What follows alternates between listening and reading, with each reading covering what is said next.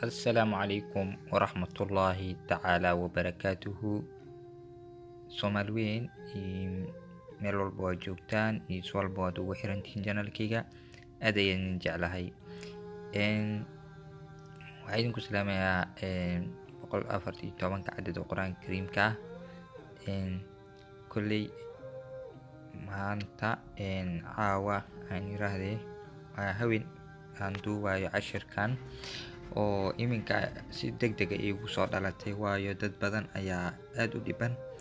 in badan saaxiibo qaarana ay soo weydiiyeen oo isticmaala inta badan iminka inta badan dhalinyarta waxay isticmaalaan mobile data, Samnet, Samtel iyo waxa la mid ah oo hormuud ayada inay keenta ayaan maqlayay.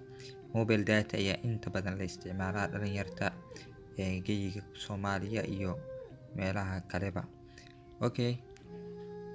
maanta waxaan rabaa inaan ka hadlo sidii aad u dhaqaaleysan lahayd mobile data lacagtaada ay si degdeg ah kaaga bixin. waxaad arkaysaa waxaan ku shubanaa intaan nama hayso inta badan dhalinyarada tiraahdo xalka waa iska soo socda xal.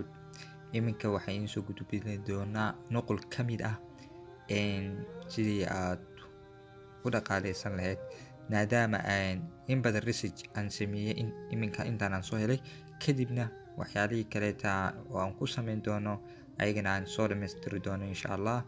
waa cashir aad u gaaban, waxaa sidaan idinku leeyahay waa aad u gaaban yahay, waayo waa sidii aad qayb ka mid ah xalka aad u heli lahayd. war badan ayaa idinku daalin insha Allah. dib ayaan idinku soo laabto, waayo waxaan rabaa inaan iminka si toos ah practical idin tuso. waayahay waxaad soo furanaysaa waxaad tagaysaa WhatsApp-kaaga ayaad tagaysaa. WhatsApp-kaada marka aad tagto WhatsApp-kaada markaad tagto qaybtan ayaad ku dhufanaysaa, qaybtan saddexda ayaad ku dhufanaysaa. markaad ku dhufato setting ayaad ku dhufanaysaa. markii aad ku dhufato halkan ayaad imaanaysaa. markii halkan aad timaado waxaad rabtaa waxaad ku dhufanaysaa data and storage usage ayaad ku dhufanaysaa. mobile and data usage ayaad ku dhufanaysaa.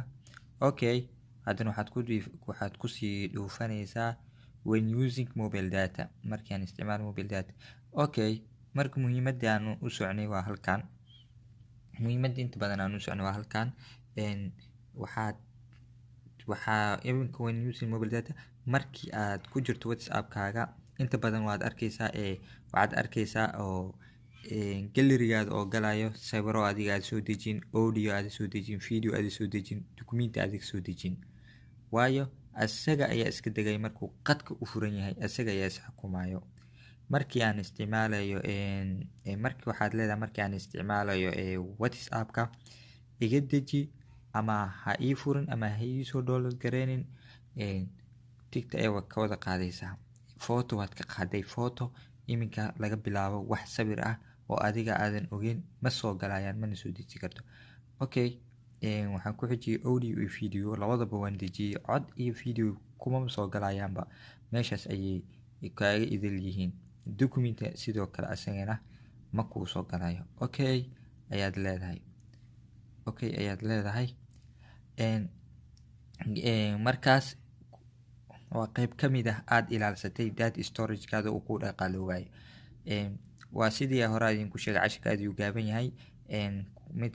kuwa kalena waan soo wadaa insha Allah. tutorial ayuu noqon doonaa. wuxuu si gaar ah cashirkan faa'iido ugu leeyahay dadka inta badan isticmaalo mobile data. gebi ahaanba halkaas ayaan kusoo afmeerayaa. anigu Ciise ayaa halkan idin kala socodsiinay. janalkan waa janalka Soomaali App Channel. aad kala socoteen wixii waxyaalo aad u fara badan idinku soo gudbin jiray.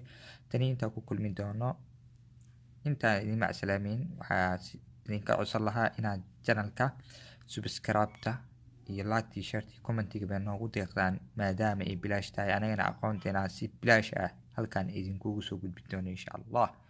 Wasalaamu calaykum waraxmatullaahi tacaala.